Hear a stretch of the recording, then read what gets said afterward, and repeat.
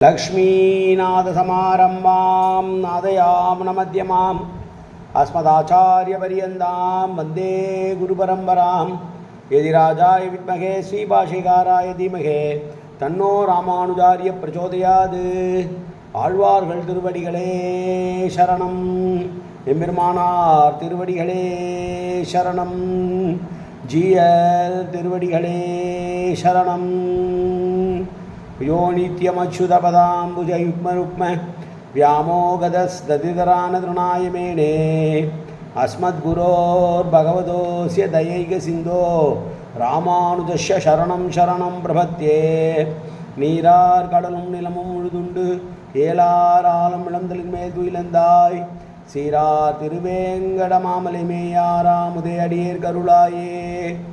எல்லாம் வல்ல ஏழுமலையான் பெருங்கருணையாலே 4000 திவ்ய பிரபந்த பாசுர பதிவேற்றங்களின் வரிசையில் இன்றைக்கு 2666வது நாள் பாசுர பதிவேற்றம்.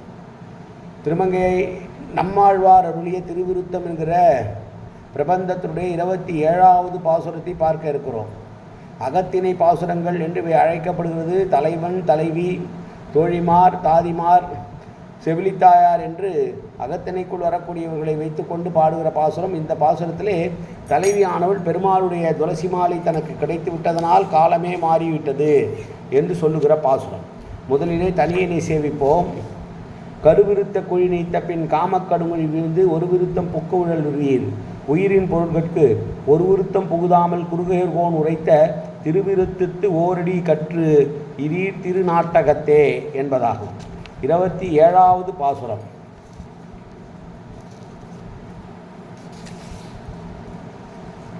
சேமம் செங்கோல் அருளே செருவாரும் நட்பாகுவர் என்று ஏமம் பெற வையம் சொல்லும் மெய்யே பண்டெல்லாம் அரைகூய் யாமங்கள் தோறும் எரிவீசும் நம் கண்ணன் அம்துழாய் தாமம் புனைய அவ்வாடை ஈதோ வந்து தன் என்றதே.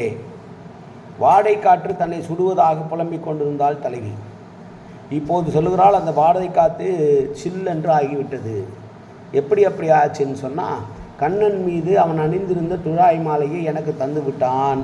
அந்த மாலையை நான் எப்போது அணிந்தேனோ அப்போதே வாடை காற்று கூட, என்னை வருத்தி கொண்டிருந்த வாடை காற்று கூட தென்றலாய் மாறிவிட்டது. அவன் நினைத்தால் பகைவர்கள் கூட நட்பாகி விடுவார்கள் என்று சொல்லுகிறார். எந்த உயிரினத்தையும் எல்லா உயிரினங்களையும் காப்பாற்றக்கூடியவனான கண்ணன் அவனுடைய செங்கோல் நடத்தி செல்லுகிறவன். அந்த எம்பெருமான் ஒருவனே எல்லோருக்கும் மூத்தவன் என்பதனாலே அவனுடைய திருவருளை பெற்றுவிட்டால் பகைவர்கள் கூட நட்பாகி விடுவார்கள்.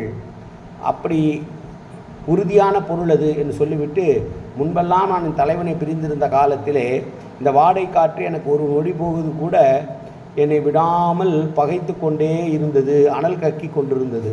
ஆனால் என்னுடைய உடலுக்கும் மனதிற்கும் சாந்தி அளிக்குமாறு கண்ணன் அணிந்திருந்த அந்த துழாய் மாலையை அணிந்து கொண்ட பின்னால் இந்த வாடை காற்று கூட எனக்கு அழகிய குளிர்ச்சி பொருந்திய தென்றல் போல் ஆகிவிட்டது என்று சொல்லுகிறார். இந்த விருத்தம் முழுதுமே அகத்துறை சம்பந்தப்பட்டிருப்பதனாலே ஒரு தலைவன் உண்டு, ஒரு தலைவி உண்டு, தோழியரும் அன்னையரும் உண்டு. அவர்களை சுற்றித்தான் இப்பிரபந்தமே செல்கிறது என்பதை நாம் நுழைத்து பார்க்க வேண்டும். ஆக பெருமாளுடைய துளசி மாலை கிடைக்கப்பெற்றதால் வாடை காற்றும் இனிமையான தென்றலாக மாறியது என்று தலைவி சொன்ன பாசுரம் இந்த பாசுரம். மீண்டும் பாசுரத்தை சேவிப்போம். சேமம் செங்கோல் அருளே செருவாரும் நட்பாகுவர் என்று ஏமம் பெற வையம் சொல்லும் மெய்யே பண்டெல்லாம் அரைகூய் யாமங்கள் தோறும் எரிவீசும் நம் கண்ணன் அம்துழாய் தாமம் புனைய அவ்வாடை ஈதோ வந்து தன் என்றதே. காயனவாச்சா மனசேந்திரியர்வா உத்யார்த்தனாவா பிரகதேசவாவாது கரோமி எத்தது சகலம்பரஸ்மி ஸ்ரீமன் நாராயணா ஏதி சமர்ப்பியாமி. உடலாலும் உள்ளத்தாலும் வாக்காலும் சகல விதமான பாவங்களும் தோஷங்களும் நிறைந்ததாக உலகத்தில் இயல்பிருந்த போதிலும் அடியேன் செய்கிற நல்வினையோ தீவினையோ அத்தனையும் உன்னுடைய கமலமலர் பாதங்களில் சமர்ப்பிக்கிறேன் கண்ணா. காத்தொள்வாய் கண்ணா, ஏற்றுக்கொள்வாய் கண்ணா. எப்போதும் திருநாமம் கண்ணா கண்ணா கண்ணா என்று என் நாவில் வருவதற்கு அல்புவாய் கண்ணா. சர்வத்திர கோவிந்தநாம சங்கீர்த்தனம். கோவிந்தா கோவிந்தா கோவிந்தா கோவிந்தா கோவிந்தா கோவிந்தா கோவிந்தா கோவிந்தா கோவிந்தா.